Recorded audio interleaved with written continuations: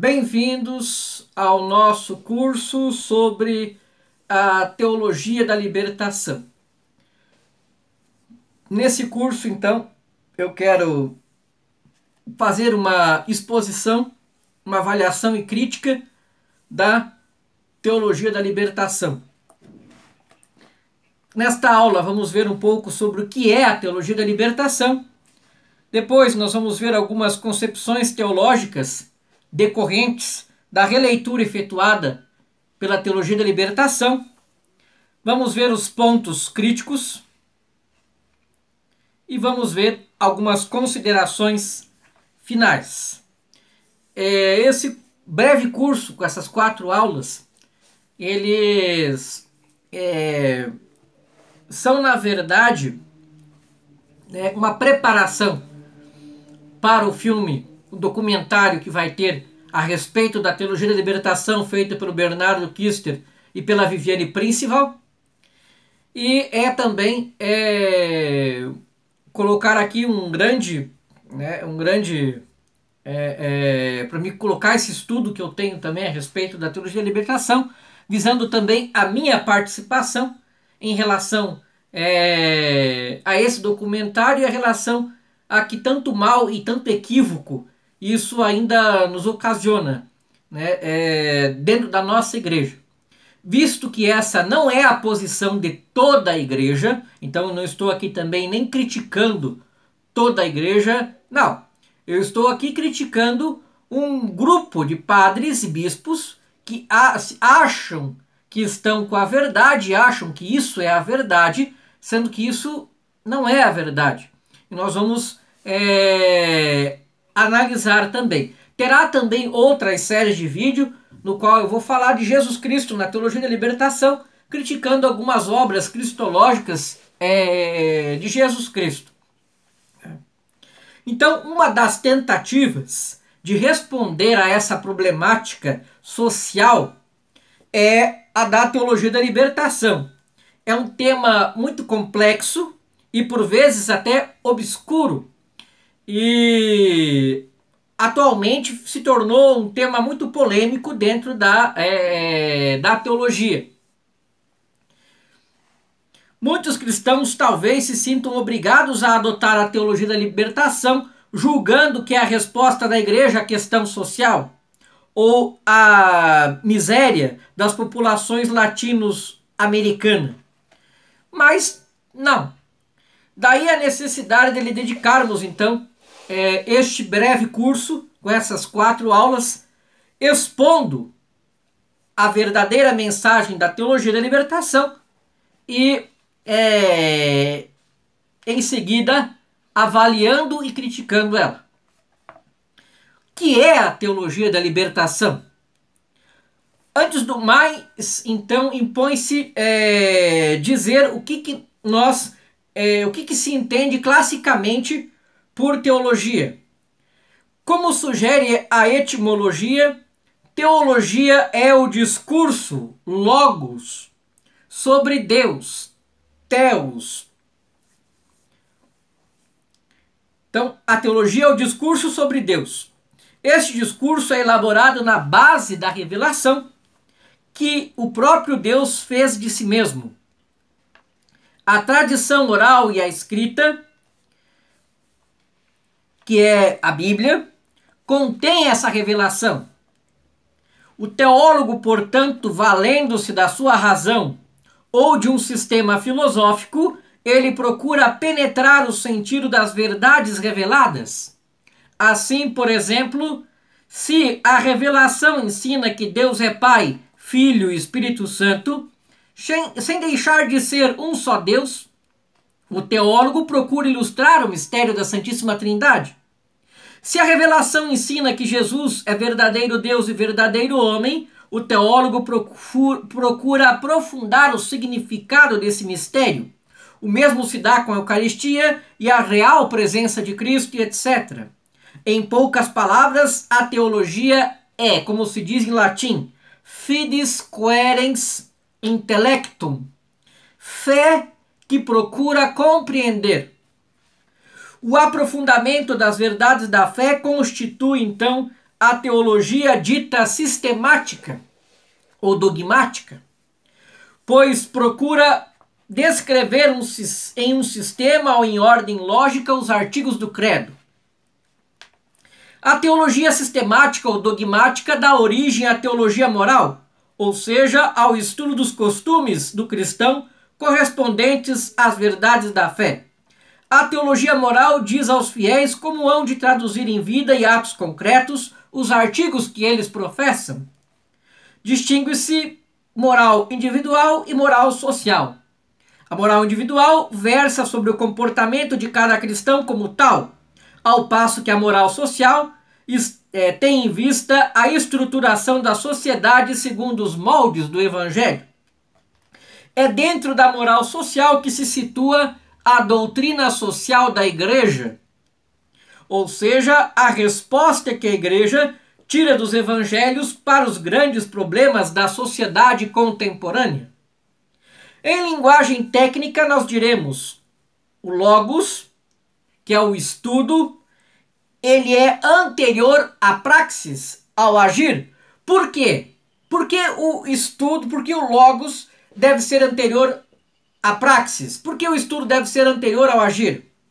É preciso, antes de mais, conhecer a verdade para poder depois vivê-la concretamente, seja como indivíduo, seja como sociedade. Vejamos agora então como a teologia da libertação entende a teologia. A teologia da libertação elabora seu sistema segundo o processo do ver, julgar e agir, muito presente nos documentos, né, da CNBB. Visando que aqui eu não estou fazendo uma crítica a toda a igreja, não. Estou fazendo uma crítica a um grupo de bispos e padres que não representam a igreja na sua totalidade, nem o seu magistério, você entendeu? Em relação a esses pontos. Que é que a teologia da libertação vê como ponto de partida da sua sistematização. O pobre, como ele se acha em nosso continente latino-americano. Ora, tal situação de pobreza à luz do Evangelho é julgada iníqua. Os teólogos da libertação procuram descobrir as causas dessa iniquidade, recorrendo à análise marxista da sociedade, tida como instrumento de trabalho científico e objetivo. A pobreza de uns se deveria à usurpação dos meios de produção por parte de outros, donde se origina necessariamente a luta de classes. Por conseguinte, a teologia da libertação apregoa um agir que seja não apenas reformas ou retoques da estrutura da sociedade latino-americana capitalista, mas a subversão radical dessa sociedade, que deverá ser reestruturada segundo o modelo alternativo do capitalismo, que é o socialismo, que prega a extinção da propriedade particular e transferência dos bens de produção para o Estado, que deverá pôr termo à exploração dos pobres por parte dos ricos. Mas a gente sabe muito bem que isso não deu certo, né? Temos aí os países comunistas sofrendo com isso até hoje, países socialistas sofrendo até hoje. Por conseguinte, é no sentido de uma revolução socialista armada ou não armada, que a teologia da libertação entende a libertação. Esta toma um sentido político e socioeconômico, subordinando a este aspecto o sentido religioso das palavras libertação e redenção.